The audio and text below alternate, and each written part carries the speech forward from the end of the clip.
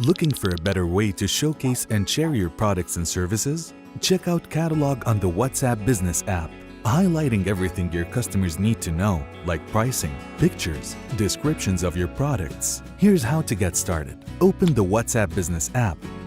Go to Settings. Business Settings. Select Catalog. If you don't see Catalog listed under Business Settings, update your app. Add product or service. Tap on plus icon to add images of the products you wish to showcase. Provide a name and brief description for each product. You can also provide product links and SKU codes to help keep track of your catalog items. Tap Save. Your catalog is now ready. You can also showcase different types of products and services that you offer.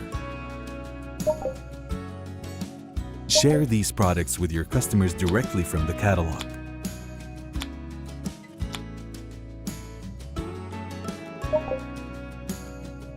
To see more videos about WhatsApp business tools and features, subscribe to WhatsApp on YouTube.